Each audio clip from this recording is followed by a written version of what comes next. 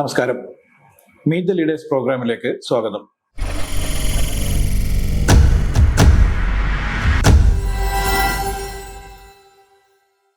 ഒന്ന്, നമ്മുടെ ഭരണഘടനാ സ്ഥാപനങ്ങൾ ഉപയോഗപ്പെടുത്തി രാഷ്ട്രീയ പാർട്ടികളെയും നേതാക്കന്മാരെയും ഭീഷണിപ്പെടുത്താനും ഭയപ്പെടുത്താനും വ്യാപകമായി ഉപയോഗിക്കപ്പെടുകയാണ്.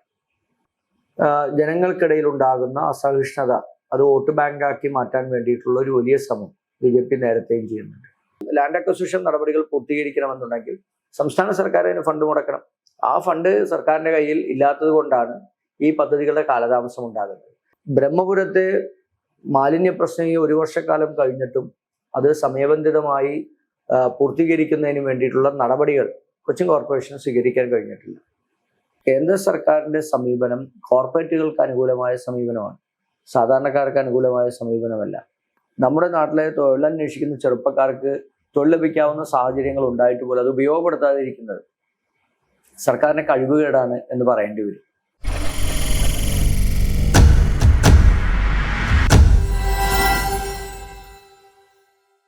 ഇന്ന് നമ്മോടൊപ്പം ഉള്ളത് കോൺഗ്രസിന്റെ എറണാകുളം ജില്ലാ അധ്യക്ഷൻ ശ്രീ മുഹമ്മദ് ഷിയാസ് ആണ്. നമസ്കാരം സർ. നമസ്കാരം. നമ്മളൊരു തെരഞ്ഞെടുപ്പിന്റെ പടിവാതിക്കൽ വന്നിരിക്കുകയാണ്. ഏത് നിമിഷവും തെരഞ്ഞെടുപ്പ് പ്രഖ്യാപിക്കാവുന്ന അവസ്ഥയിലാണ്. കോൺഗ്രസ് എല്ലാ സ്ഥാനാർത്ഥികളെയും പ്രഖ്യാപിച്ചു. വലിയ രീതിയിലുള്ള സജീവമായിട്ടുള്ള പ്രവർത്തനങ്ങളും ആരംഭിച്ചു കഴിഞ്ഞു. എങ്ങനെയാണ് ഈ ഇലക്ഷനിൽ നമ്മൾ കോൺഗ്രസ് എങ്ങനെയാണ് ഈ തെരഞ്ഞെടുപ്പിൽ നേരിടാനുള്ള ഒരുക്കങ്ങൾ നടത്തുന്നത്? 2024 പാർലമെന്റ് തെരഞ്ഞെടുപ്പ് രാജ്യത്തെ ഏറ്റവും നിർണായകമായ ഒരു തെരഞ്ഞെടുപ്പായി മാറുകയാണ്. രാജ്യം നിലനിൽക്കണമോ വേണ്ടയോ എന്നുള്ള ചോദ്യമാണ് ഈ തെരഞ്ഞെടുപ്പിൽ ജനങ്ങൾക്ക് മുമ്പിലുള്ളത്. രാജ്യത്തെ നിലനിർത്താൻ വേണ്ടിയിട്ടുള്ള പോരാട്ടമാണ് കോൺഗ്രസും ഇന്ത്യ മുന്നണിയും നടത്തുന്നത്. കോൺഗ്രസിന് പരമാവധി MP-മാരെ ജയിപ്പിക്കാൻ കഴിയാവുന്ന രീതിയിലുള്ള പ്രവർത്തനങ്ങളിലേക്ക് മാറാൻ കോൺഗ്രസ് ഒരുക്കും കഴിയും. നമ്മുടെ മുന്നണിയിൽപ്പെട്ട ആളുകൾക്ക് സീറ്റുകൾ വിഭജിച്ച് നൽകാനും അവിടെയെല്ലാം വിഭജിച്ച് നൽകുന്നിടത്ത് മുന്നണിയിൽപ്പെട്ട ആളുകളെ വിജയിപ്പിക്കാനും വേണ്ടിയിട്ടുള്ള കഠിനാധ്വാനമാണ് എല്ലാവരും നടക്കുന്നത്. രണ്ടാമത്തേത്, രാജ്യത്തെ ജനവിരുദ്ധ നയങ്ങളും ജനങ്ങളുടെ ജീവിത സാഹചര്യത്തെ പിന്നോട്ട് നയിക്കുന്ന കേന്ദ്ര സർക്കാരിൻ്റെ നയങ്ങൾക്കെതിരായിട്ടുള്ള വലിയ പ്രതിഷേധവും നിലനിൽക്കുകയാണ്. ആ പ്രതിഷേധത്തിൽ ജനങ്ങൾ എല്ലാവരും കോൺഗ്രസിനോടൊപ്പം ഇന്ത്യ മുന്നണിയോടൊപ്പം നിൽക്കുമെന്നാണ് ഞങ്ങൾ പ്രതീക്ഷിക്കുന്നത്. ലോകത്ത് തന്നെ ഏറ്റവും കൂടുതൽ നികുതി ഈടാക്കുന്നത് പെട്രോളിയം ഉൽപ്പന്നങ്ങൾക്ക് ഇന്ത്യയിലാണ്. ഡീസലിനും പെട്രോളിനും ഗ്യാസിനും അനിയന്ത്രിതമായ രീതിയിലുള്ള വിലവർധനവാണ്. സ്വാഭാവികമായും ഉണ്ടാകുന്ന നിത്യോപയോഗ സാധനങ്ങളുടെ വിലവർധനവ് സാധാരണക്കാരനെയും പാവപ്പെട്ടവനെയും സംബന്ധിച്ചിടത്തോളം ഏറ്റവും ദുരിതപൂർണമായിട്ടുള്ള ജീവിത സാഹചര്യങ്ങളിലേക്ക് അവരെ തള്ളിവിടുകയാണ്. 45 വർഷക്കാലത്തിനിടയ്ക്ക് ഏറ്റവും വലിയ തൊഴിലില്ലായ്മ നിരക്കാണ് രാജ്യത്ത് അനുഭവപ്പെടുന്നത്. പുതിയ സംരംഭങ്ങളോ വ്യവസായങ്ങളോ പുതിയ തൊഴിൽ ലഭിക്കുന്ന നിർമ്മാണ പദ്ധതികളോ ഒന്നും രാജ്യത്ത് നടപ്പിലാകുന്നില്ല. നോട്ട് നിരോധനവും അശാസ്ത്രീയമായ GSTയും കൊണ്ടുണ്ടാക്കിയ ദുർബലമായ സമ്പദ്ഘടന ഇന്ന് തൊഴിലില്ലായ്മയും അതുപോലെ തന്നെ നിത്യോപയോഗ സാധനങ്ങളുടെ വിലവർധനവും ഒക്കെ ജനജീവിതത്തെ കാര്യക്ഷമമായി ബാധിച്ചിരിക്കുകയാണ്. അത് ഈ പ്രതിസന്ധിയെല്ലാം മറികടക്കാൻ വേണ്ടിയിട്ടുള്ള പരിശ്രമമായിരിക്കും വരാനിരിക്കുന്ന പാർലമെന്റ് തെരഞ്ഞെടുപ്പ്. 2 BJP നേതൃത്വത്തിൽ നടത്തുന്ന വൈരാഗ്യബുദ്ധിയോട് കൂടിയിട്ടുള്ള പ്രവർത്തനങ്ങളാണ്. ഒന്ന്, നമ്മുടെ ഭരണഘടനാ സ്ഥാപനങ്ങൾ ഉപയോഗപ്പെടുത്തി രാഷ്ട്രീയ പാർട്ടികളെയും നേതാക്കന്മാരെയും ഭീഷണിപ്പെടുത്താനും ഭയപ്പെടുത്താനും വ്യാപകമായി ഉപയോഗിക്കപ്പെടുകയാണ്. രാജ്യത്ത് തങ്ങൾക്കെതിരായി പ്രതിഷേധിക്കുന്ന ആളുകളെ ഈ പറയുന്ന തരത്തിൽ അവരെ വെല്ലുവിളിക്കുകയും അവരെ ഇല്ലായ്മ ചെയ്യുകയും ചെയ്യുന്ന തരത്തിലേക്ക് ഇന്ന് ഈ അന്വേഷണ ഏജൻസികളെ ഉപയോഗപ്പെടുത്തി BJP അത്തരത്തിലാണ് പ്രവർത്തനങ്ങളുമായി മുന്നോട്ട് പോകുന്നത്. അതിനപ്പുറത്ത് നിരവധിയായിട്ടുള്ള വിഷയങ്ങൾ നമ്മുടെ നാട്ടിലുണ്ട്. മണിപ്പൂർ ഉണ്ടായ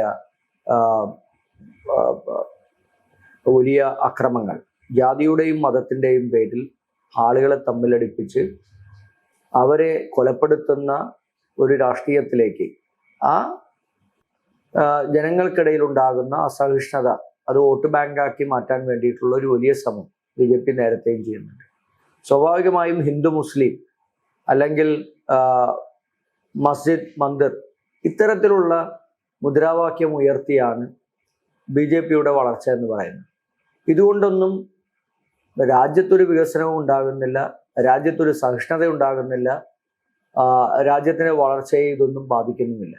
സ്വാഭാവികമായും ഇതെല്ലാം ജനങ്ങൾ വൈകാരികമായി എടുക്കുന്നത് പെട്ടെന്നുണ്ടാകുന്ന വികാര വിക്ഷോഭങ്ങൾക്കപ്പുറത്ത് ജനങ്ങൾ ഇരുത്തി ചിന്തിക്കുന്ന ഒരു സമയമുണ്ട്. ആ സമയത്ത് ജനങ്ങൾ ഇതെല്ലാം മനസ്സിലാക്കും. പിന്നീട് ഇത് വീണ്ടും തെരഞ്ഞെടുപ്പുകളിൽ ചർച്ച ചെയ്യപ്പെട്ടാൽ BJP നിർബന്ധരായാൽ അതിനെയെല്ലാം ജനങ്ങൾ തിരസ്കരിക്കും എന്ന് തന്നെയാണ് ഞങ്ങളുടെ വിചാരം. നമുക്കറിയാം ഈ കൊച്ചി എന്ന് പറയുന്നത് അല്ലെങ്കിൽ എറണാകുളം എന്ന് പറയുന്നത് വലിയൊരു വ്യവസായ നഗരം.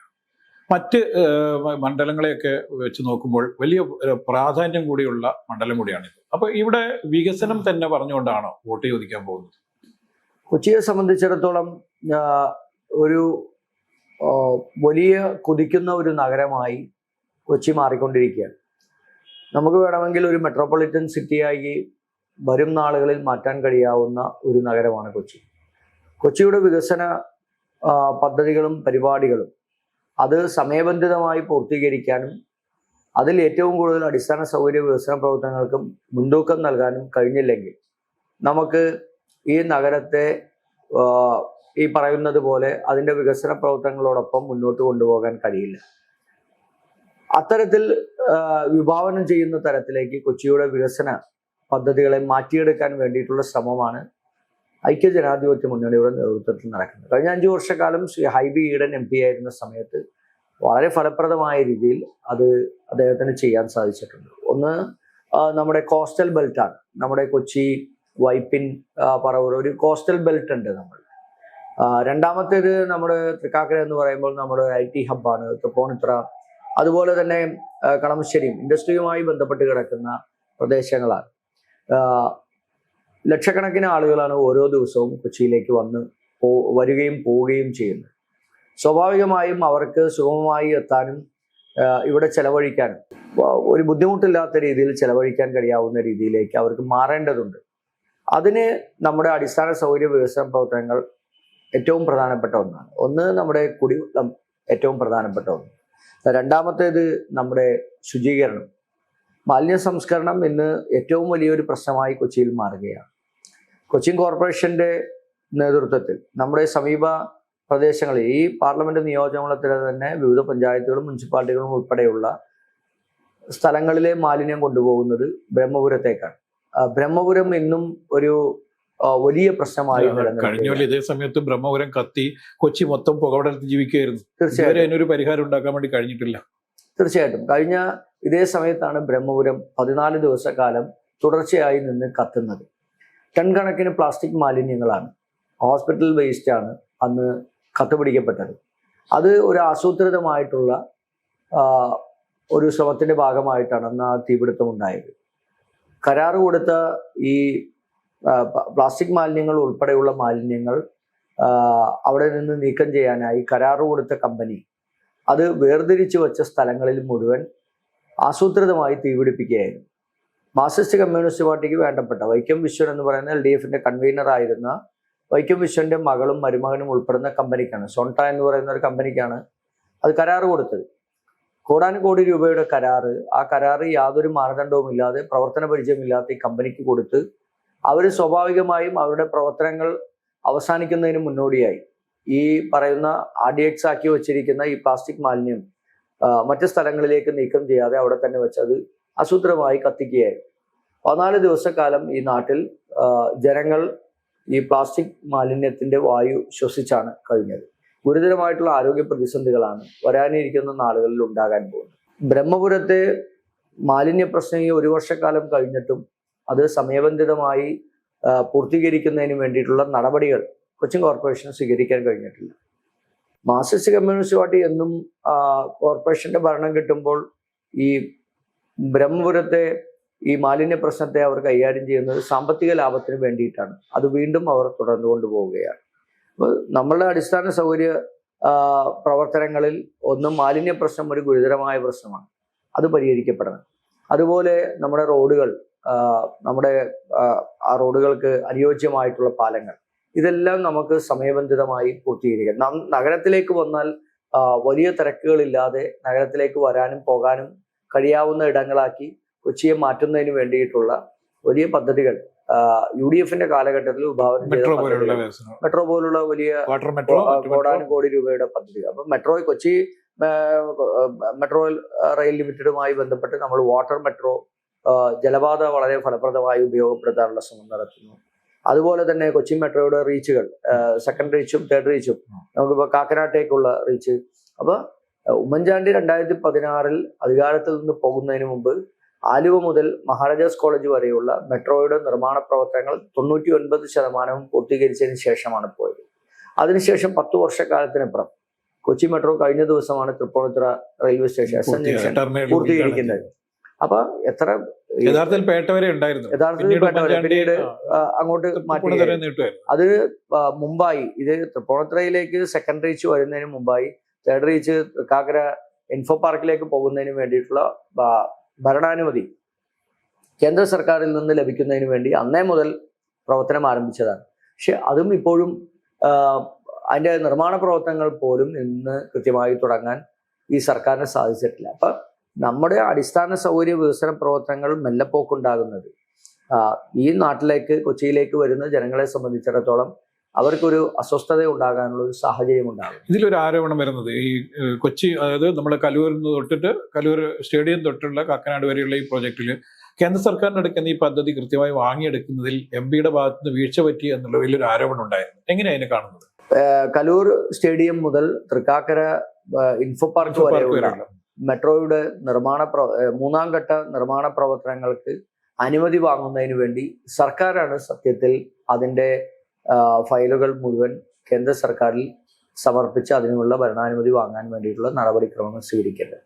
ഒരു പാർലമെന്റ് അംഗം എന്നുള്ള രീതിയിൽ ആ ഭരണാനുമതി ലഭിക്കാതിരിക്കാനായിട്ടുള്ള ഏതെല്ലാം കാര്യങ്ങളാണുള്ളത് അത് 3 പ്രാവശ്യം ഇന്ത്യയുടെ പാർലമെന്റിനകത്ത് ആ സമയത്ത് ലൈറ്റ് മെട്രോ എന്തുകൊണ്ട് പരീക്ഷിച്ചുകൂടാന്ന് ചോദിച്ചിരുന്നു കേന്ദ്ര സർക്കാർ. ഈ മെട്രോന് പകരം നമുക്ക് എന്തുകൊണ്ട് ലൈറ്റ് മെട്രോ പരീക്ഷിച്ചുകൂടാ? അത് ഭരണാനുമതി വാങ്ങിയെടുക്കാനുള്ള സർക്കാരിന്റെ നടപടി പ്രവർത്തനങ്ങളെ കൂടുതൽ ത്വരിതഗതിയിലാക്കുന്നതിന് വേണ്ടിയിട്ടുള്ള ഇടപെടൽ ഇന്ത്യയുടെ പാർലമെന്റിനകത്ത് ഹൈബി തന്നെ 2-3 പ്രസംഗങ്ങൾ എൻ്റെ കയ്യിലുണ്ട്. അദ്ദേഹം പാർലമെന്റിലെ ഉത്തരവാദിത്തപ്പെട്ട വകുപ്പ് മന്ത്രിമാരോട് സംസാരിച്ചതും അതിന് നിവേദനങ്ങൾ നൽകിയതും ഒക്കെ ആയി ബന്ധപ്പെട്ട്. അപ്പൊ അത് സർക്കാരാണ് അത് കൃത്യമായി ചെയ്യേണ്ടത്. ഒന്ന്, സർക്കാരിനെ സംബന്ധിച്ചിടത്തോളം സാമ്പത്തിക അപര്യാപ്തത, സർക്കാർ വളരെ ഗുരുതരമായിട്ടുള്ളൊരു പ്രതിസന്ധിയിലേക്ക്, പല പ്രോജക്റ്റുകളുടെയും കാലതാമസം വരുന്നത് സാമ്പത്തിക പര്യാപ്തതയാണ്. സർക്കാരിന് മുതൽ മുടക്കേണ്ട ഫണ്ട് സർക്കാർ കൊടുക്കാതെ കേന്ദ്ര സർക്കാരിൽ നിന്ന് മാത്രം പണം വാങ്ങി പദ്ധതി ചെലവഴിക്കാൻ സാധിക്കില്ല. അതിനോടൊപ്പം തന്നെ സംസ്ഥാന സർക്കാരും അതിന് ഫണ്ട് കണ്ടെത്തേണ്ടതുണ്ട്. അത് സ്വാഭാവികമായും ലാൻഡ് അക്വസിഷൻ നടപടികൾ പൂർത്തീകരിക്കണമെന്നുണ്ടെങ്കിൽ സംസ്ഥാന സർക്കാർ അതിന് ഫണ്ട് മുടക്കണം. ആ ഫണ്ട് സർക്കാരിന്റെ കയ്യിൽ ഇല്ലാത്തത് കൊണ്ടാണ് ഈ പദ്ധതികളുടെ കാലതാമസം ഉണ്ടാകുന്നത്. അതിന് MPയെയോ മറ്റുള്ള ആളുകളെ കുറ്റപ്പെടുത്തിയിട്ട് കാര്യമില്ല. സർക്കാരാണ് അത് ചെയ്യേണ്ടത്. പക്ഷെ ഒരു MP എന്നുള്ള രീതിയിൽ അതിന്റെ സാങ്കേതികമായിട്ടുള്ള നടപടിക്രമങ്ങൾ വേഗത്തിലാക്കുന്നതിന് വേണ്ടി പാർലമെന്റിനകത്തും പുറത്തും ഹൈബി നടത്തിയ പോരാട്ടം അത് ഞങ്ങൾക്കത് വിഷ്വലൈസ് ചെയ്ത് കാണിക്കാവുന്നതാണ്. കാരണം പാർലമെന്റിനകത്ത് അദ്ദേഹം സംസാരിച്ചത് 2-3 വട്ടം ഇതുമായി ബന്ധപ്പെട്ട് സംസാരിച്ചത് നമുക്കാണ്. ഏറ്റവും പ്രധാനപ്പെട്ട ഇപ്പൊ കൊച്ചിയെ സംബന്ധിച്ചിടത്തോളം നമ്മളുടെ ജലപാതകളും അതുപോലെ തന്നെ നമ്മുടെ റോഡുകളും തോടുകളും അതൊക്കെ ദ്രുതഗതിയിൽ നമുക്ക് ചെയ്യേണ്ടതാണ്. ഗോശ്രീ പാലം കരുണാകരന്റെ കാലഘട്ടത്തിലാണ് ഗോശ്രീ പാലം വരുന്നത്. ദ്വീപുകൾ ആധുനിക കൊച്ചിയുടെ സൃഷ്ടാവ് ശരിക്കും യഥാർത്ഥത്തിൽ ലീഡർ കെ കരുണാകരനാണ്. പക്ഷെ അതിന്റെ പിന്നീടുള്ള തുടർച്ചകളിൽ എവിടേക്കോ ചില പാളിച്ചകൾ വരികയും അതുപോലെ തന്നെ എവിടേക്കോ സ്ലോ ആവുകയും ചെയ്തു എന്നുള്ളതാണ് ആരോപണം. അത് കൊച്ചിക്ക് വേണ്ട ഒരു ദീർഘകാല പ്രോജക്റ്റ് കൊച്ചിക്ക് ആവശ്യമാണ്. അത് സമയബന്ധിതമായി പൂർത്തീകരിക്കുകയും വേണം. ഒന്ന്, ഒരു ഭാഗം കടൽ പ്രദേശമാണ്, കായൽ കൊണ്ടുള്ള പ്രദേശങ്ങളാണ്. മറുഭാഗത്ത് നമുക്കറിയാം കൊച്ചി പാർലമെന്റ് നിയോജക മണ്ഡലം എന്ന് പറയുന്ന സ്ഥലങ്ങൾ. ഇന്നിപ്പോ എറണാകുളം ജില്ലയിലെ 14 അസംബ്ലി മണ്ഡലങ്ങൾ. ഇപ്പൊ കൊച്ചി എന്ന് പറയുന്നത് എറണാകുളത്തെ സംബന്ധിച്ചിടത്തോളം ചാലക്കുടി പാർലമെന്റോ ഇടുക്കി പാർലമെന്റോ പിറവം കോട്ടയം പാർലമെന്റ് ഭാഗമാണ്. ഇതെല്ലാം വരുന്ന ഭാഗങ്ങളാണെങ്കിലും അതൊരു പട്ടണത്തിന് സമാനമായ ഒരു സാഹചര്യത്തിലേക്കാണ് ഇന്ന് മാറിയിരിക്കുന്നത്. നമ്മളൊരു ഗ്രാമീണ അന്തരീക്ഷം എന്നുള്ള രീതിയിലേക്ക് മറ്റുള്ള കിഴക്കൻ മേഖലകളിലെ പട്ടണങ്ങളെ താരതമ്യം ചെയ്യാൻ നമുക്ക് പറ്റില്ല. കാരണം അതൊരു പട്ടണത്തിൻ്റെതായ സമാനമായ സാഹചര്യങ്ങൾ കൊണ്ട് മാറിയിരിക്കുകയാണ്. അപ്പൊ കൊച്ചിയെ സംബന്ധിച്ചിടത്തോളം ഇതെല്ലാം കൊച്ചിക്ക് ഉപയോഗപ്പെടുത്താവുന്നതാണ്. ഒന്ന്, നമുക്ക് ഭൂവിസ്തൃതി വളരെ കുറവാണ്. ഉള്ള ഭൂമികളിൽ നമുക്ക് CRZ പ്രശ്നങ്ങളുണ്ട്. അതുപോലെ തന്നെ മറ്റു പല പ്രശ്നങ്ങളെല്ലാം നമുക്ക് നിലനിൽക്കുന്നുണ്ട്. അപ്പൊ ഈ ഭൂമികളെല്ലാം ഉപയോഗപ്പെടുത്താൻ, നിലവിലുള്ള ഭൂമികൾ പോലും ഉപയോഗപ്പെടുത്തുന്നതിന് നമുക്ക് നിയമപരമായി സാങ്കേതികമായിട്ടുള്ള അനുമതികൾ ലഭിക്കുന്നതിനുള്ള വലിയ പ്രയാസങ്ങളെല്ലാം നിലനിൽക്കുകയാണ്. അപ്പൊ അങ്ങനെയുള്ള ഒരു പ്രദേശത്ത് വികസന പ്രവർത്തനങ്ങൾ അത് ദീർഘവീക്ഷണത്തോടു കൂടി നടപ്പിലാക്കാനും പദ്ധതികൾ പ്രഖ്യാപിക്കാനും ഒക്കെ നമുക്ക് കഴിയും. ഇപ്പൊ നമ്മുടെ എറണാകുളം ജനറൽ ആശുപത്രി ഐവിയുടെ ഏറ്റവും വലിയൊരു ഡ്രീം പ്രോജക്റ്റുകളെല്ലാം നടന്ന ഒരു ആശുപത്രിയാണ്. അദ്ദേഹത്തിന്റെ പാർലമെന്റ് അംഗം എന്നുള്ള രീതിയിൽ അദ്ദേഹത്തിന്റെ ഫണ്ടുകൾ ഉപയോഗപ്പെടുത്തി ക്യാൻസർ സ്പെഷ്യാലിറ്റി ബ്ലോക്ക് ഈ അടുത്ത കാലത്താണ് ഉദ്ഘാടനം ചെയ്യപ്പെട്ടത്. അത് MP-യുടെ ഫണ്ടും അതുപോലെ തന്നെ മറ്റ് പല സ്വകാര്യ കമ്പനികളുടെയും CSR ഫണ്ടുകൾ ഉപയോഗപ്പെടുത്താൻ അദ്ദേഹത്തിന്റെ നേതൃത്വത്തിൽ അതിനെല്ലാം കഴിഞ്ഞിട്ടുണ്ട്. അതുപോലെ ഡയാലിസിസ് 167 ഒരേ സമയം 167 രോഗികൾക്ക് ഡയാലിസിസ് ഒരേ സമയത്ത് ചെയ്യാൻ കഴിയാവുന്ന വലിയ ബ്ലോക്ക്, അതുപോലെ OP ബ്ലോക്ക്. അപ്പൊ എറണാകുളം പട്ടണത്തിൽ അത് ചെയ്യാൻ കഴിഞ്ഞു. കൊച്ചി മെഡിക്കൽ കോളേജിൽ നിർമ്മാണ പ്രവർത്തകർ, ഇപ്പൊ ക്യാൻസർ സംസ്ഥാന സർക്കാരിന്റെ റീജിയണൽ ക്യാൻസർ ഇൻസ്റ്റിറ്റ്യൂട്ടിന്റെ പ്രവർത്തനങ്ങൾ കഴിഞ്ഞ 5 വർഷക്കാലം കൊണ്ട് പൂർത്തീകരിക്കുമെന്നും PK ശ്രീമതി ആരോഗ്യമന്ത്രി ശൈലജ ടീച്ചർ ആരോഗ്യമന്ത്രിയായിരുന്ന സമയത്ത് പറഞ്ഞിരുന്നത്. പക്ഷെ ഇന്നിപ്പോ രണ്ടാം തുടർഭരണം കിട്ടി 3 വർഷക്കാലം കഴിഞ്ഞിട്ടും ആ റീജിയണൽ ക്യാൻസർ ഇൻസ്റ്റിറ്റ്യൂട്ടിന്റെ ബ്ലോക്കുകളുടെ പ്രവർത്തനങ്ങൾ പോലും തുടങ്ങിയിട്ടില്ല, മന്ദഗതിയിലാണ്. അത് നിർമ്മാണം പൂർത്തീകരിക്കാൻ കഴിഞ്ഞിട്ടില്ല. അപ്പൊ അവിടെയും കൃത്യമായ ഇടപെടൽ ഒരു MP എന്നുള്ള രീതിയിൽ കോവിഡ് കാലഘട്ടത്തിൽ പോലും അദ്ദേഹം നടത്തിയിട്ടുണ്ട്. അദ്ദേഹത്തിന്റെ ഫണ്ടിൽ നിന്ന് കൊടുത്തിട്ടുണ്ട്. പിന്നെ ആദ്യത്തെ 2 വർഷക്കാലം MP ആയിരുന്ന സമയം കോവിഡ് ആയിരുന്നു, ഫണ്ടുകൾ ഉണ്ടായിരുന്നില്ല. പിന്നീട് ഉള്ള സമയത്താണ് MP-യുടെ ഫണ്ടുകൾ വന്നത്. അപ്പൊ MP ഫണ്ടും കേന്ദ്ര സർക്കാരിൽ നിന്ന് ലഭിക്കാവുന്ന, ഇപ്പൊ കൊച്ചിയിലാണെങ്കിൽ കൊച്ചി സ്മാർട്ട് സിറ്റി മിഷനുമായി ബന്ധപ്പെട്ടുള്ള വലിയ പ്രവർത്തനങ്ങൾ അതെല്ലാം നടക്കുന്നുണ്ട്. അപ്പൊ അങ്ങനെ കിട്ടാവുന്നത്ര രീതിയിൽ എല്ലാ രീതിയിലുള്ള പ്രവർത്തനങ്ങൾ നടക്കുന്നുണ്ട്.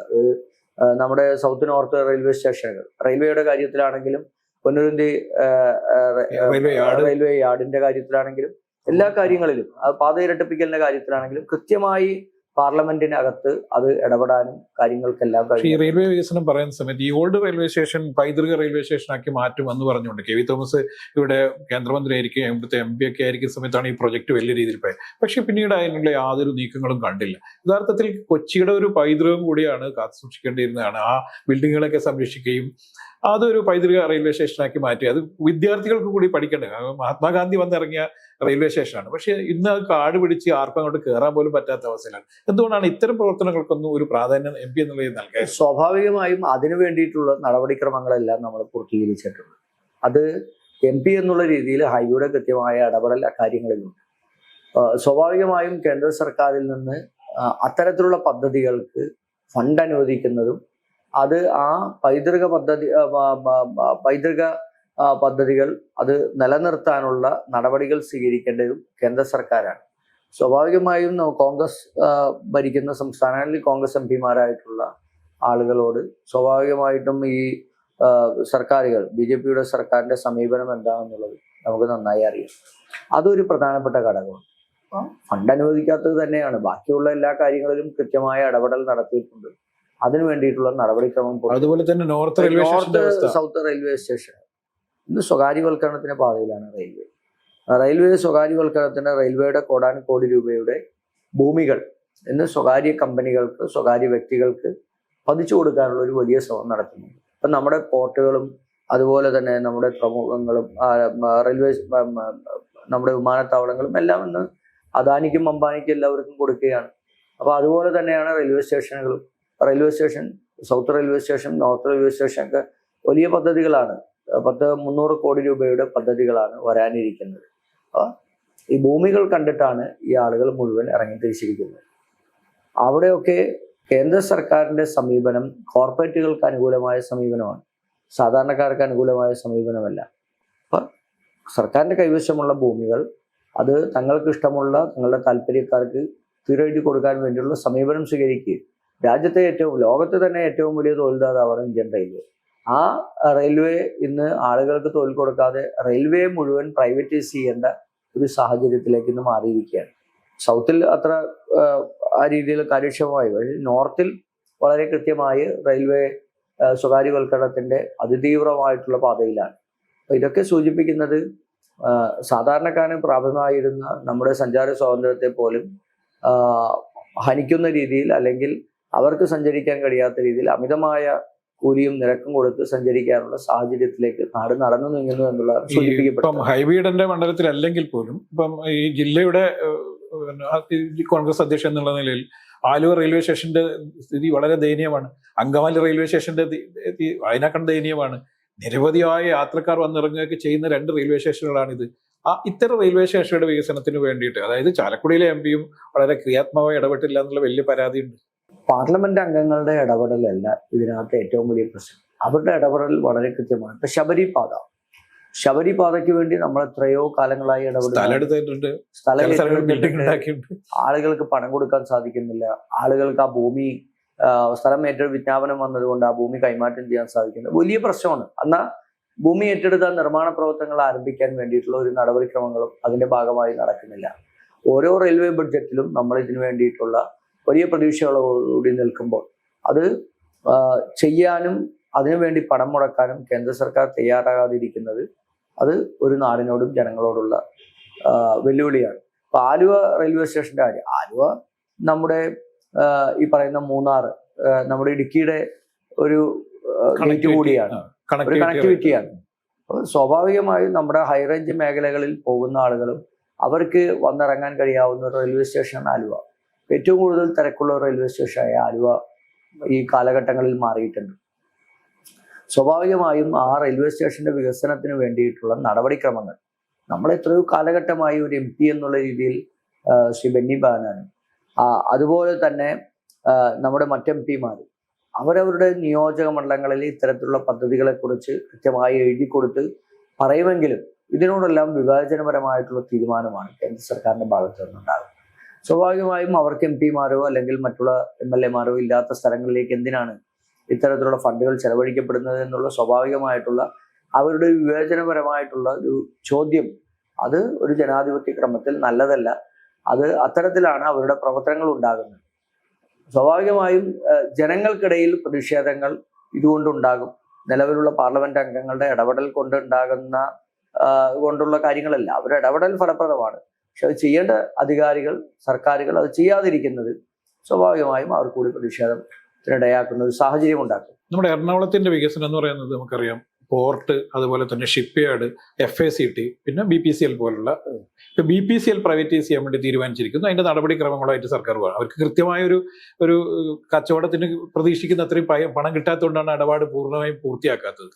അപ്പം ഇങ്ങനെയുള്ള ഒരു ഭാഗത്ത് വികസന പ്രവർത്തനങ്ങളുമായിട്ട് മുന്നോട്ട് വന്നു, മറ്റൊരു ഭാഗത്ത് സ്വകാര്യവൽക്കരണമായിട്ട് മുന്നോട്ട് വന്നു. ഇപ്പം ഏറ്റവും കൂടുതൽ കേന്ദ്ര സർക്കാർ ഇപ്പം ഫോക്കസ് ചെയ്യുന്ന ഒരു ഏറ്റവും വലിയ സ്ഥാപനം കൊച്ചിൻ ഷിപ്പ് യാർഡാണ്.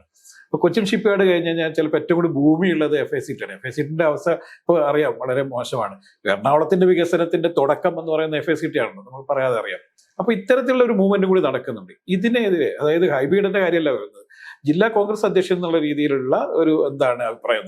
നമ്മുടെ രാജ്യത്തെ ഏറ്റവും പ്രധാനപ്പെട്ട പൊതുമേഖലാ സ്ഥാപനം അതിലൊന്നാണ് നമ്മുടെ BPCL. കോടാനുകോടി രൂപയുള്ള സ്ഥാപനമല്ല, കോടാനുകോടി രൂപയാണ് ഓരോ വർഷവും ലാഭത്തിൽ. അപ്പൊ നമ്മുടെ രാജ്യത്തെ റിഫൈനറികളിൽ ഏറ്റവും മികച്ചതായി നിൽക്കുന്ന, സർക്കാരിന് വലിയ വരുമാനങ്ങൾ ഉണ്ടാക്കി കൊടുക്കുന്ന ഒന്നാണ്. അതുപോലെ തന്നെ കൊച്ചി കപ്പൽശാല ഏകദേശം 3000 കോടി രൂപയാണ് കഴിഞ്ഞ വർഷത്തെ ലാഭവിഹിതം എന്ന് പറയുന്നത്. അപ്പൊ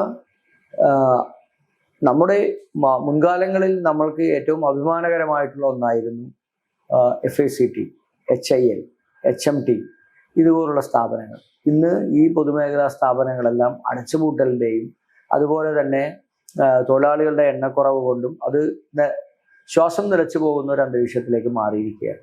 HMTയെ സംബന്ധിച്ചിടത്തോളം HMTയുടെ ഭൂമിയിൽ ലക്ഷ്യം വെച്ച് നിൽക്കുന്നതല്ലാതെ HMT എന്ന് പറയുന്ന കമ്പനിയെ രക്ഷപ്പെടുത്താനുള്ള ഒരു ശ്രമം നടക്കുന്നില്ല. HIL ഏകദേശം കൂട്ടിയതുപോലെയാണ്. അത് തീർന്നു. ജീവനക്കാരെ പിരിച്ചുവിടാനോ അവർക്ക് ആനുകൂല്യങ്ങളോ ശമ്പളമോ കൊടുക്കാനോ ഇപ്പോൾ കഴിയുന്നില്ല. FACTയും സമാനമായ സാഹചര്യമാണ്. പക്ഷേ നമ്മുടെ റിഫൈനറി ഏറ്റവും ലാഭകരമായി പ്രവർത്തിക്കുകയും സജീവമായി നിൽക്കുകയും ചെയ്യുന്നു. പക്ഷേ റിഫൈനറിയുടെ പുനരുദ്ധാരണ പ്രവർത്തനം, ഓരോ ഘട്ടങ്ങളിലും നടക്കേണ്ട പുനരുദ്ധാരണ പ്രവർത്തനങ്ങൾ ഈ ഘട്ടങ്ങളിൽ നടക്കാതിരിക്കുന്നത് പ്രൈവറ്റൈസ് ചെയ്യുന്നതിന് വേണ്ടിയിട്ടുള്ള നടപടിക്രമത്തിന്റെ ഭാഗമായിട്ട് കൊണ്ട് മാത്രമാണ്. അപ്പൊ സ്വകാര്യവൽക്കരണത്തിന്റെ പാതയിൽ നിൽക്കുമ്പോഴും നമ്മുടെ സ്ഥാപനങ്ങൾ അത് തകർക്കാൻ വേണ്ടിയിട്ടുള്ള ബോധപൂർവമായിട്ടുള്ള ശ്രമം നടക്കുന്ന ഒരു സാഹചര്യം കൂടിയാണ് ഇപ്പൊ ഉണ്ടാകുന്നത്. അപ്പൊ കൊച്ചി കപ്പൽശാല അത് സ്വകാര്യവൽക്കരണത്തിലേക്ക് കടന്നിരിക്കുന്നു. അതിന്റെ കുറെ ഓഹരികൾ വിറ്റഴിക്കപ്പെടുന്നു. അപ്പൊ നമുക്ക് കൊച്ചിയെ സംബന്ധിച്ചിടത്തോളം അഭിമാന സ്തംഭങ്ങളായിട്ടുള്ള ഇത്തരത്തിലുള്ള സ്ഥാപനങ്ങളെ വിറ്റഴിക്കാനും അതിന്റെ പണത്തിന്റെ പങ്കുപറ്റാൻ BJP സർക്കാർ ശ്രമിക്കുന്നത് അത് കൊച്ചിയോട് ചെയ്യുന്ന ഏറ്റവും വലിയ ഒരു വളരെ മോശകരമായിട്ടുള്ള ഒന്നാണ്. അത് ഈ നാടിനോട് ചെയ്യുന്ന ഒന്നാണ്. നാട്ടിലെ ജനങ്ങൾക്ക് ഉപകാരപ്പെടേണ്ട, അല്ലെങ്കിൽ നാട്ടിലെ ജനങ്ങൾക്ക് ഏറ്റവും കുറഞ്ഞ വിലയ്ക്കോ അല്ലെങ്കിൽ മറ്റുള്ള സാഹചര്യങ്ങളോ തൊഴിൽ ലഭിക്കാനോ മറ്റുള്ളതിന് ഉപയോഗിക്കപ്പെടാവുന്ന രീതിയിലേക്ക് ഇതിനെല്ലാം നമുക്ക് മാറ്റാൻ കഴിയും. അപ്പൊ അത് കാലഘട്ടത്തിനനുസൃതമായി അത് പുനരുദ്ധരിപ്പിക്കാൻ സർക്കാരിന് കഴിയുന്നു. ഇപ്പൊ HIL FSCT ആണെങ്കിലും നമ്മുടെ കർഷകർക്ക് ഏറ്റവും കൂടുതൽ ഉപകാരപ്രദമാകേണ്ട വളങ്ങൾ ഉൽപ്പാദിപ്പിക്കുന്ന ഈ നാട് അത് അതെല്ലാം ഇല്ലാതാക്കുന്ന ഒരു അന്തരീക്ഷത്തിലേക്ക് ഇന്ന് മാറിയിരിക്കുകയാണ്. സ്വകാര്യവൽക്കരണത്തിന്റെ പാതയിൽ വന്ന് വലിയ കുത്തക മുതലാളിമാരെ ഉണ്ടാക്കി അവർ പറയുന്ന വിലയ്ക്ക് സാധനങ്ങൾ വാങ്ങേണ്ട ഒരു ഗതികേടിലേക്ക് നാട്ടിലെ ജനങ്ങൾ മാറുമ്പോൾ ഉണ്ടാകുന്നത് അവരുടെ ജീവിതം അതിരൂക്ഷമായ പ്രതിസന്ധിയിലൂടെയാണ് കടന്നു പോകുന്നത്. നമ്മൾ കൊച്ചിയുടെ വികസനം രണ്ടാം ഘട്ട അല്ലെങ്കിൽ മൂന്നാം ഘട്ട വികസനം എന്ന് നമ്മൾ സ്വപ്നം കണ്ടിരുന്ന രണ്ട് വലിയ പ്രൊജക്റ്റ് ആയിരുന്നു. ഒന്ന് വല്ലാർപാടം കണ്ടെയ്നർ ടെർമിനൽ, രണ്ടാമത്തത് IT മേഖലയിലെ ഏറ്റവും വലിയ ഹബ്ബായി മാറാൻ കാക്കനാട് വലിയ ഹബ്ബായി മാറ്റാൻ വേണ്ടി തീരുമാനിച്ച സ്മാർട്ട് സിറ്റി പ്രൊജക്ട്. ഈ രണ്ട് ഇപ്പം ഇത് പൂർണ്ണമായും പൂർത്തിയായെങ്കിൽ പോലും കൊച്ചി പ്രതീക്ഷ അല്ലെങ്കിൽ കേരളം പ്രതീക്ഷ രീതിയിലുള്ള ഒരു വികസനം വല്ലാർപാടം കണ്ടെയ്നർ ടെർമിനലിൽ ഉണ്ടായില്ല. രണ്ടാമത് ഈ സ്മാർട്ട് സിറ്റി പ്രൊജക്ട് കഴിഞ്ഞ 25 നൂറ്റാണ്ട് കാലമായി പ്രഖ്യാപിച്ചിട്ടോ അത് എവിടെയും എത്താനും കഴിഞ്ഞില്ല. അപ്പൊ കോൺഗ്രസ് വളരെ പ്രതീക്ഷയോടെ, ഐക്യമുന്നണി സർക്കാർ, UDF സർക്കാർ ഏറ്റവും വലിയ പ്രതീക്ഷയോട് കൊണ്ടുവന്ന ഒരു വലിയ പ്രൊജക്ട് ആയിരുന്നു ഇത്. ഈ പ്രൊജക്ടിന് എന്താണ് യഥാർത്ഥം സംഭവിച്ചത്? നമ്മളെ സംബന്ധിച്ചിടത്തോളം വല്ലാർപാടം കണ്ടെയ്നർ ടെർമിനൽ മൻമോഹൻ സിംഗിന്റെ കാലഘട്ടത്തിലാണ് കണ്ടെയ്നർ ടെർമിനൽ പൂർത്തിയാക്കുന്നത്. ആ കണ്ടെയ്നർ ടെർമിനലുമായി ബന്ധപ്പെട്ട് നമുക്ക് ഏറ്റവും കൂടുതൽ ഷിപ്മെന്റുകൾ വരാനും ഇവിടെ നിന്നത് ചെയ്യാനും കഴിയാവുന്ന രീതിയിലേക്കുള്ള ഒരു വലിയ തൊഴിൽ സാധ്യതയുള്ള ഒരു പദ്ധതിയാണ്. അത് കുറെ കൂടി കാര്യക്ഷമമായി ചെയ്യാൻ സാധിച്ചാൽ നമുക്കത് വലിയ നേട്ടമാക്കി ഇപ്പോഴും മാറ്റാൻ സാധിക്കും. പക്ഷേ തിരുവനന്തപുരത്ത് വലിയ പ്രോജക്റ്റ് ഇപ്പോൾ വരുന്നു, അദാനിയുടെ പ്രോജക്റ്റ് വരുന്നു. സ്വാഭാവികമായും നമ്മുടെ നാടിന് അനുയോജ്യമായിട്ടുള്ള കോടിക്കണക്കിന് രൂപയുടെ ഇത്തരത്തിലുള്ള പദ്ധതികൾ നടപ്പിലാക്കുമ്പോൾ അത് നമ്മുടെ നഗരത്തെ സംബന്ധിച്ചിടത്തോളം ഇതൊരു വലിയ അനന്ത സാധ്യതയുള്ള ഒന്നാണ്. അപ്പോൾ സ്വാഭാവികമായും അതിനെ ഏതൊക്കെ രീതിയിലാണ് അത് കൈകാര്യം ചെയ്യേണ്ടത്, ഏതൊക്കെ രീതിയിലാണ് അത് ആളുകൾക്ക് തൊഴിൽപരമായിട്ടുള്ള സാധ്യതകൾ ഉണ്ടാക്കേണ്ടത്, അത് കൃത്യമായി സർക്കാരുകളുടെ പ്രവർത്തനത്തിന്റെ അടിസ്ഥാനത്തിലാണ്. അത് ചെയ്യാൻ വേണ്ടിയിട്ടുള്ള നടപടിക്രമങ്ങളാണ് സർക്കാരിന്റെ ഭാഗത്തു നിന്നും ഉണ്ടാകേണ്ടത്. അപ്പോൾ വല്ലാർപാടം കണ്ടെയ്നർ ടെർമിനലും അതിൻ്റെ പ്രവർത്തനങ്ങളും അത് കുറെ കൂടി കാര്യക്ഷമമാക്കി മാറ്റാൻ നമുക്ക് കഴിയണമെന്നുണ്ടെങ്കിൽ കേന്ദ്ര സർക്കാരിന്റെ കൂടി കുറെ സഹായങ്ങൾ നമുക്ക് ആവശ്യമാണ്. ആ സഹായങ്ങൾ ലഭിക്കാതിരിക്കുന്നിടത്തോളം കാലം അത് അങ്ങനെ തന്നെയാണ് അതിന്റെ നിർമ്മാണ പ്രവർത്തനങ്ങൾ പോവുകയുള്ളൂ. അതിന്റെ തുടർ നടപടികൾ അത് തന്നെയാണ് ഉണ്ടാകുന്നത്. കൊച്ചി സ്മാർട്ട് സിറ്റിയുമായി ബന്ധപ്പെട്ട് നമ്മൾ എത്രയോ കാലഘട്ടമായി പറയുന്നതാണ്. ഉമ്മൻചാണ്ടിയുടെ ഗവൺമെന്റ് കാലഘട്ടത്തിലാണ് കൊച്ചി ഇൻഫോ പാർക്കിൽ പുതിയ സ്മാർട്ട് സിറ്റി നമ്മൾ ദുബായ് പോർട്ടുമായി കരാർ ഒപ്പിട്ടത്. പക്ഷെ ആ കരാർ അവർക്ക് മുന്നോട്ട് കൊണ്ടുപോകാൻ കഴിയാത്തത് പിന്നീട് വന്ന സർക്കാരുകൾ, VS അച്യുതാനന്ദന്റെ സർക്കാരും പിന്നീട് തുടർഭരണം കിട്ടിയപ്പോൾ ഉമ്മൻചാണ്ടിയുടെ ഗവൺമെന്റ് കാലഘട്ടത്തിൽ അതിന്റെ പ്രവർത്തനങ്ങൾ പുനരാരംഭിച്ച് പുതിയ കരാറിന്റെ അടിസ്ഥാനത്തിലുള്ള പുതിയ ബിൽഡിങ്ങുകളും കാര്യങ്ങളെല്ലാം വന്നു. അത്തരത്തിലുള്ള പദ്ധതികൾ ആളുകളെ കൊണ്ടുവന്ന് പണം ഇൻവെസ്റ്റ് ചെയ്യിപ്പിക്കാനും നമ്മുടെ നാട്ടിലെ അഭ്യസ്തവിദ്യരായിട്ടുള്ള ചെറുപ്പക്കാർക്ക് തൊഴിൽ ലഭിക്കാനും വേണ്ടിയിട്ടുള്ള നടപടിക്രമങ്ങൾ അത് സർക്കാരുകൾ മാറി മാറി വരുന്ന സർക്കാരുകൾ അതിനൊരു പ്രയോറിറ്റി നൽകിയില്ലെങ്കിൽ അത് നിലച്ചു പോകും. അതാണ് 8 വർഷക്കാലം പിണറായി വിജയന്റെ സർക്കാരിന്റെ കാലഘട്ടത്തിൽ ആ പദ്ധതികൾ ഇന്നും കാര്യക്ഷമമായി മുന്നോട്ട് പോകാതിരിക്കുന്ന ഒരു സാഹചര്യം ഉണ്ടാക്കുന്നത്. ലോകത്ത് IT ഏറ്റവും കൂടുതൽ അനന്തമായ സാധ്യതകളുള്ള ഒരു സംരംഭമാണ്. ലോകത്ത് എവിടെ ഉള്ള ആളുകൾക്കും എവിടെയും തൊഴിൽ ചെയ്യാനും എവിടെ ഇരുന്ന് തൊഴിൽ ലഭിക്കാനും കഴിയാവുന്ന ഒരു സാഹചര്യമുണ്ട്. ഇപ്പൊ നമ്മളെ സംബന്ധിച്ചിടത്തോളം മറ്റ് വികസിത രാജ്യങ്ങൾക്ക് അവർ ഉദ്ദേശിക്കുന്ന അല്ലെങ്കിൽ അവർക്ക് ചെയ്യേണ്ട പ്രവർത്തനങ്ങൾ ഏറ്റവും കുറഞ്ഞ ലേബർ ചാർജിന് ചെയ്യാൻ പറ്റിയ ഒരു നാടാണ് ഇന്ത്യ, പ്രത്യേകിച്ചും കേരളം. കൊച്ചിയുടെ ഒരു പ്രത്യേകത ഇന്റർനാഷണൽ ഗേറ്റ്വേ ഉള്ളത് കൊച്ചിയിലാണ്. അപ്പൊ ഏറ്റവും കൂടുതൽ സാധ്യതകളുള്ളത് കൊച്ചിയാണ്. ആ സാധ്യതകളെ കണ്ടറിഞ്ഞ് ചെറുപ്പക്കാർക്ക് തൊഴിലവസരങ്ങൾ സൃഷ്ടിക്കാനും അതിലൂടെ ഒരു വലിയ ലാഭമുണ്ടാക്കാനും സർക്കാരിന് കഴിയണം. സർക്കാർ അത്തരത്തിലുള്ള കാര്യങ്ങളിലേക്കൊന്നും സർക്കാർ പോകുന്നില്ല. സർക്കാരിനെ സംബന്ധിച്ചിടത്തോളം സർക്കാരിന്റെ സാമ്പത്തികമായിട്ടുള്ള പരാജയങ്ങൾക്ക് അവർ തന്നെയാണ് ഉത്തരവാദികൾ. ഇത്തരത്തിലുള്ള സാഹചര്യങ്ങളെ പരീക്ഷിക്കാതിരിക്കുന്നതും നമ്മുടെ നാട്ടിലെ തൊഴിലന്വേഷിക്കുന്ന ചെറുപ്പക്കാർക്ക് തൊഴിൽ ലഭിക്കാവുന്ന സാഹചര്യങ്ങൾ ഉണ്ടായിട്ട് പോലും അത് ഉപയോഗപ്പെടുത്താതിരിക്കുന്നത് സർക്കാരിന്റെ കഴിവുകേടാണ് എന്ന് പറയേണ്ടി വരും. സർക്കാരിനെ സംബന്ധിച്ചിടത്തോളം അതാണ് ഏറ്റവും വലിയ ഗുരുതരമായ പ്രതിസന്ധി. നമുക്ക് സ്മാർട്ട് സിറ്റി പദ്ധതിയുമായി ബന്ധപ്പെട്ട് നമുക്ക് എത്രയോ ചെറുപ്പക്കാർക്ക് തൊഴിൽ കൊടുക്കാവുന്ന സാഹചര്യം. എന്തുകൊണ്ടാണ് ചെറുപ്പക്കാരെല്ലാവരും വിദേശ രാജ്യങ്ങളിലേക്ക് പോകുന്നത്? വിദേശ രാജ്യങ്ങളിലേക്ക് പോകുന്ന ആളുകളുടെ എണ്ണം ഇന്ന് വളരെ കൂടുതലാണ്. സർക്കാരിന്റെ കയ്യിൽ ഒരു കണക്കുമില്ല. കോവിഡ് കാലഘട്ടത്തിൽ പോലും എത്രായിരം കുട്ടികളാണ് വിദേശ രാജ്യങ്ങളിലേക്ക് പോയത്, പഠിക്കാനും ജോലിക്കും വേണ്ടി പോയത്. പോകുന്ന ആളുകളൊന്നും തിരിച്ചു വരുന്നില്ല. പണ്ട് ഗൾഫ് മേഖലയിലേക്ക് പോയാൽ നമുക്ക് എല്ലാ മാസവും അവരുടെ വരുമാനം നമ്മുടെ നാട്ടിലേക്ക് എത്തുമായിരുന്നു. ഇന്ന് അതല്ല സാഹചര്യം. ഇന്ന് നമ്മുടെ നാട്ടിൽ നിന്ന് വിദേശ രാജ്യങ്ങളിലേക്ക് പണം ഒഴുകുകയാണ്. കാരണം കുട്ടികൾ പഠിക്കാൻ പോകുന്നു, അവർ ജോലി, അതിനുശേഷം അവർക്ക് അവിടെ ജോലിയാകുന്നു, അവർക്ക് അവിടെ PR ആകുന്നു, അവരവിടെ തന്നെ താമസിക്കുകയാണ്. ഇവിടെ നിന്നുള്ള സാധനങ്ങളെല്ലാം അല്ലെങ്കിൽ അവരുടെ വീടുകളെല്ലാം പറമ്പുകളെല്ലാം വിറ്റ് അവർ പണവുമായി വിദേശ രാജ്യങ്ങളിലേക്ക് പോവുകയാണ്. പണം ഇവിടെ നിന്നാണ് പോകുന്നത്. അപ്പോൾ വലിയ സാമ്പത്തിക ക്രൈസിസ് ആണ് നമ്മളെ കാത്തിരിക്കുന്നത്.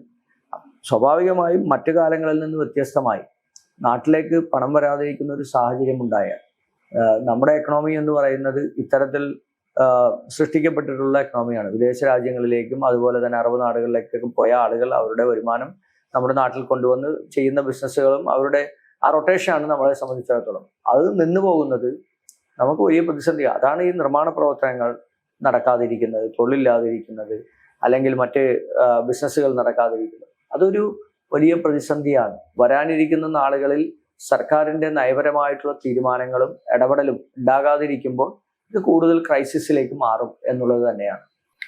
നമ്മൾ നേരത്തെ പറഞ്ഞ HMT എന്ന ലോകത്തിൽ തന്നെ ഏറ്റവും വലിയ സ്ഥാപനമായിരുന്നു. കൊച്ചിയുടെ വലിയ പ്രതീക്ഷയുണ്ടായിരുന്ന സ്ഥാപനമാണ്. ഏറ്റവും വലിയ സമ്പന്നരൊക്കെ ഉണ്ടായത് HMT ആയിട്ട് ബന്ധപ്പെട്ടാണ്. പക്ഷെ ഇപ്പോൾ HMTന്റെ സ്ഥലം പോലും ഈ ഹൈക്കോടതിയുടെ ബിൽഡിംഗ് പണിയാൻ വേണ്ടി കൈമാറാൻ വേണ്ടി നീക്കുന്നുണ്ട്. കോൺഗ്രസ് എങ്ങനെയാണ് ഈ നീക്കത്തെ കാണുന്നത്? രാജീവ് വലിയ സ്വപ്ന പദ്ധതിയായി വ്യവസായ വകുപ്പ് മന്ത്രി എന്നുള്ള രീതി അദ്ദേഹം പ്രഖ്യാപിച്ചിരിക്കുകയാണ്.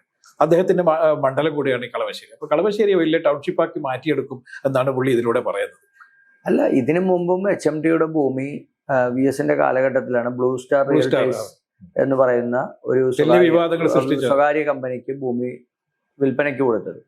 അത് സർക്കാർ IT എന്ന് പറഞ്ഞു കൊടുത്തെങ്കിലും അതൊരു വലിയ ടൗൺഷിപ്പ് പ്രോജക്റ്റ് ആയിരുന്നു. അതൊരു റിയൽ എസ്റ്റേറ്റ് കമ്പനിയാണ്. അവർ IT ആയിട്ട് യാതൊരു ബന്ധവും ഇല്ലാത്തൊരു കമ്പനിയാണ്. അപ്പോൾ ബ്ലൂ സ്റ്റാർ റിയൽറ്റേഴ്സിന് കൊടുത്തിട്ട് അതെല്ലാം അന്ന് വലിയ പ്രശ്നങ്ങളും വിവാദങ്ങളും സമരങ്ങളും ഒക്കെയായി നിൽക്കുന്ന സമയത്താണ് ഇപ്പൊ എല്ലാവർക്കും ഭൂമിയിലാണ് കണ്ണ്. ഈ ഒരു വലിയൊരു അസറ്റാണ് ഭൂമി എന്ന് പറയുന്നത്. അപ്പൊ ആ ഭൂമിയിൽ കച്ചവടം നടത്തി സ്വന്തം താല്പര്യക്കാർക്ക് ഈ ഭൂമി മറച്ചു വെക്കാൻ വേണ്ടിയുള്ള നടപടിയാണ് ഇതിലൂടെ എല്ലാം ഉണ്ടാകുന്നത്. അപ്പൊ ഹൈക്കോടതിയുടെ സംശയം അങ്ങോട്ട് മാറ്റുന്നതുമായി ബന്ധപ്പെട്ട് വലിയ വിവാദങ്ങൾ ഹൈക്കോടതിക്കകത്ത് പോലും ഉണ്ട്. ഹൈക്കോടതി ബാർ അസോസിയേഷൻ അതുമായി ബന്ധപ്പെട്ട് വലിയ വിവാദങ്ങൾ അവിടെയും ഉണ്ട്. ഇത് മാറ്റരുത് എന്ന് പ്രധാനപ്പെട്ട വിഭാഗങ്ങളെല്ലാം തന്നെ, എല്ലാ വിഭാഗം ആളുകളും പറയുന്നുണ്ട്. എറണാകുളം പട്ടണത്തിൽ തന്നെ നിലനിൽക്കണമെന്ന് പറയുന്നുണ്ട്. സ്വാഭാവികമായും അത്തരത്തിൽ അതൊന്നുമല്ലല്ലോ നമ്മുടെ ഏറ്റവും വലിയ പ്രയോറിറ്റി എന്ന് പറയുന്നത്. നമ്മുടെ പ്രയോറിറ്റീസ് എന്താണെന്ന് നമ്മുടെ മന്ത്രിമാർക്കോ മുഖ്യമന്ത്രിക്കോ മനസ്സിലാക്കാൻ സാധിക്കുന്നില്ല എന്നുള്ളതാണ്. അതുകൊണ്ട് തന്നെയാണ് കേരളത്തിലെ ഇന്നത്തെ ഈ കഴിഞ്ഞ 4 വർഷക്കാലത്തിനിടക്കുണ്ടായ ഏറ്റവും വലിയ ഫിനാൻഷ്യൽ ക്രൈസിസ് എന്ന് പറയുന്നത്. നമ്മുടെ ലോക്കൽ ബോഡികൾ, നിങ്ങൾ ആലോചിക്കുക, നമ്മുടെ ലോക്കൽ ബോഡികൾ ഇന്ന് ഒരു തരത്തിലും മുന്നോട്ട് പോകാൻ കഴിയാത്ത സാഹചര്യമാണ്. പദ്ധതികൾ ജനങ്ങളുടെ ഗ്രാമസഭകൾ കൂടി അതിൻ്റെ പ്രയോറിറ്റികൾ തീരുമാനിച്ച് പദ്ധതികൾ നടപ്പിലാക്കാനുള്ള ഒരു സാമ്പത്തിക വർഷക്കാലത്തിനിടയ്ക്ക് നടക്കേണ്ട പദ്ധതികൾക്ക് ഭരണാനുമതി ലഭിച്ച പദ്ധതികൾ പോലും പിൻവലിക്കേണ്ട ഗതികേടുണ്ടാകുന്നത് പണമില്ലാത്തത് കൊണ്ടാണ്. ആ പദ്ധതികൾ പോലും നടപ്പിലാകുന്നില്ല. ഇപ്പൊ താഴെ തലങ്ങളിൽ അടിസ്ഥാന സൗകര്യ വികസന പ്രവർത്തനങ്ങൾ അധികാര വികേന്ദ്രീകരണത്തിന്റെ ഭാഗമായി നടപ്പാക്കേണ്ട പദ്ധതികൾ പോലും ഇന്ന് നടപ്പിലാക്കാൻ കഴിയാത്ത വലിയ സാമ്പത്തിക പ്രതിസന്ധിയാണ്. കഴിഞ്ഞ സാമ്പത്തിക വർഷം 2022-23 സാമ്പത്തിക വർഷത്തെ തദ്ദേശ സ്വയംഭരണ സ്ഥാപനങ്ങൾക്കുള്ള അവസാന ഗഡു സർക്കാർ കൊടുത്തത് ആ സർക്കാരിന്റെ സാമ്പത്തിക വർഷം തീരുന്നതിന്റെ തലേ ദിവസമാണ്. മാർച്ച് 30-നാണ്. 31-ന് ട്രഷറികളെല്ലാം ബാനാണ്. സർക്കാരിന് 1000 ചില്ലാൻ കോടി രൂപ സർക്കാരിന് ലാഭമാണ്. ആ ഫണ്ട് ഉപയോഗിക്കപ്പെടാൻ പറ്റിയില്ല. അപ്പൊ ഒരു തരത്തിൽ ആളുകളെ കബളിപ്പിക്കുകയും മറ്റൊരു തരത്തിൽ നമ്മുടെ പദ്ധതികൾ ഇല്ലാതാക്കുകയും ചെയ്യുന്ന ഒരു സമീപനം സ്വീകരിക്കുന്നത് നമ്മുടെ നാടിൽ ഉണ്ടാകാവുന്ന പ്രതിസന്ധികൾ അതിരൂക്ഷമായിരിക്കും ഉണ്ടാകാൻ പോകുന്നത്. വരാനിരിക്കുന്ന നാളുകളിലും അത് തന്നെയാണ് നമുക്ക് കാണാൻ സാധിക്കുന്നത്. ഇന്ന് കേരളം പോലുള്ള ചെറിയ സംസ്ഥാനത്ത് കോടാനുകോടി രൂപയാണ് ഓരോ മാസവും നമുക്ക് കടമെടുക്കേണ്ടി വരുന്നത്. ഇപ്പൊ കടമെടുപ്പ് പരിധി എത്ര വേണമെന്ന് കേന്ദ്ര സർക്കാർ തീരുമാനിച്ച അനുമതി കൊടുക്കാതിരിക്കുന്നത് കേന്ദ്ര സർക്കാരിനെതിരായി സുപ്രീം കോടതിയിൽ സർക്കാർ കേസ് കൊടുത്തിട്ടും അതിനകത്ത് പോലും കൃത്യമായ രീതിയിൽ ഒരു ഉത്തരവോ അല്ലെങ്കിൽ അനുകൂലമായ സാഹചര്യങ്ങളോ ലഭിക്കാതിരിക്കുന്നത് നമ്മളുടെ നിലവിലുള്ള സാമ്പത്തിക സാഹചര്യം അതിരൂക്ഷമായാണ് മുന്നോട്ട് കൊണ്ടുപോകാൻ കഴിയുള്ളൂ. ഇപ്പൊ പെൻഷൻ 7 മാസമായി സാമൂഹ്യ സുരക്ഷാ പെൻഷൻ കൊടുക്കാൻ തീരുമാനിച്ചു. 1 മാസത്തെ പെൻഷൻ സാമൂഹ്യ സുരക്ഷാ പെൻഷൻ മുടങ്ങിയിട്ട് 7 മാസക്കാലമായി. കോടാനുകോടി രൂപയാണ് അതിന് കണ്ടെത്തേണ്ടത്. ഏപ്രിൽ 1 മുതൽ 2 രൂപ പെട്രോളും ഡീസലിനും സെസ് വാങ്ങുന്നുണ്ട് സാമൂഹ്യ സുരക്ഷാ പെൻഷൻ വേണ്ടി. അതെങ്ങോട്ടാണ് പോകുന്നത്? അതിനപ്പുറത്ത് നിത്യോപയോഗ സാധനങ്ങൾ നമ്മുടെ മാവേലി സ്റ്റോറിലും സിവിൽ സപ്ലൈസിലും റേഷൻ കടകൾ വഴിയും കൊടുത്തുകൊണ്ടിരുന്നതാണ് സാധാരണക്കാർക്കും പാവപ്പെട്ടവർക്കും. അതൊന്നും കൊടുക്കാൻ സാധിക്കുന്നില്ല. അപ്പൊ അവിടെ സബ്സിഡി ഇല്ല. സ്വാഭാവികമായും പെട്രോളിനും ഡീസലിനും ഗ്യാസിനൊക്കെ അധിക സബ്സിഡി ലഭിക്കുന്നു. ആ പണം കൂടി സർക്കാരിന് ലഭിക്കാൻ സർക്കാർ ഇത് വേണ്ടെന്ന് വെക്കുന്നില്ല. ജനങ്ങളിൽ നിന്ന് അതും പിരിക്കുന്നുണ്ട്. ഈ പണമെല്ലാം ലഭിച്ചിട്ടും സർക്കാരിന്റെ ദൈനംദിന പ്രവർത്തനങ്ങൾക്ക് പോലും പണമില്ലാതെ, സർക്കാർ ജീവനക്കാർക്ക് പെൻഷൻ കൊടുക്കാൻ കഴിയാതെ, സർക്കാരിന്റെ പൊതുമേഖലാ സ്ഥാപനങ്ങൾ നടത്തിക്കൊണ്ടുപോകാൻ കഴിയാത്ത സാഹചര്യം ഇന്നുണ്ടാക്കുന്നത് ഗുരുതരമായ പ്രതിസന്ധിയാണ്. ഇപ്പൊ നമ്മുടെ TCC പോലെ, നമ്മളുടെ വയറോപ്സ് പോലെ ഒരു വല്ലാത്ത പ്രതിസന്ധിയിലൂടെയാണ് സർക്കാരിന്റെ പൊതുമേഖലാ സ്ഥാപനങ്ങൾ കടന്നു പോകുന്നത്. അതുപോലും അടച്ചുപൂട്ടലിന്റെ വക്കിലാണ്. സർക്കാരിൻ്റെതായ രീതിയിൽ നിഷേധാത്മകമായ സമീപനവുമായി പോകുമ്പോൾ സ്വാഭാവികമായും സർക്കാർ ശത്രുതാ മനോഭാവത്തോട് കൂടിയിട്ട് ഈ സമരക്കാരെ കണ്ടത്. ആളുകളുടെ മനുഷ്യന്റെ ജീവന് ഒരു വിലയും ഇല്ലാതായിരിക്കുന്ന സാഹചര്യം. ഇത് ഇല്ലാതാക്കേണ്ട നടപടി സ്വീകരിക്കാൻ സർക്കാരിന് ചെയ്യാവുന്നതുള്ളൂ. സർക്കാർ ചെയ്യാതിരിക്കുന്നത് സർക്കാരിന് അതിൻ്റെ പിന്നിൽ പല അജണ്ടകളുമുണ്ട്. സമരം ചെയ്തതിൻ്റെ പേരിൽ ജയിലിൽ പോകാൻ മടിയുള്ള ആളുകളൊന്നുമല്ല. സമരങ്ങളെ അടിച്ചമർത്തിയത് കൊണ്ടോ പ്രതിഷേധങ്ങളെ ഇല്ലായ്മ ചെയ്തത് കൊണ്ടോ ഒന്നും ഈ നാട്ടിൽ ഏകാധിപത്യ ഭരണം വരും എന്ന പ്രതീക്ഷ ആരെങ്കിലും നിൽക്കുന്നുണ്ടെങ്കിൽ അതൊക്കെ വെറുതെയാണ്. അവനവൻ്റെ കഴിവും അവനവൻ്റെ പ്രവൃത്തിയുമാണ് ഒരു മനുഷ്യനെ സംബന്ധിച്ചിടത്തോളം അവരെ ജനങ്ങൾ അംഗീകരിക്കുക എന്നുള്ളത്. കോൺഗ്രസ് കൊടുത്ത, അല്ലെങ്കിൽ കോൺഗ്രസിനോടൊപ്പം നിന്നപ്പോൾ ജനങ്ങൾ കൊടുത്ത അംഗീകാരവും വിലയും അത് കോൺഗ്രസ് വിട്ടുപോകുമ്പോൾ ഒരാൾക്കും ലഭിക്കില്ല. ഇത്തരത്തിൽ വിവിധ പാർട്ടികളിൽ നിന്ന് വരുന്നവരെ ചോക്കേണ്ട ഗതികേടാണ് യഥാർത്ഥ BJP-ക്കാർക്കുള്ളത്.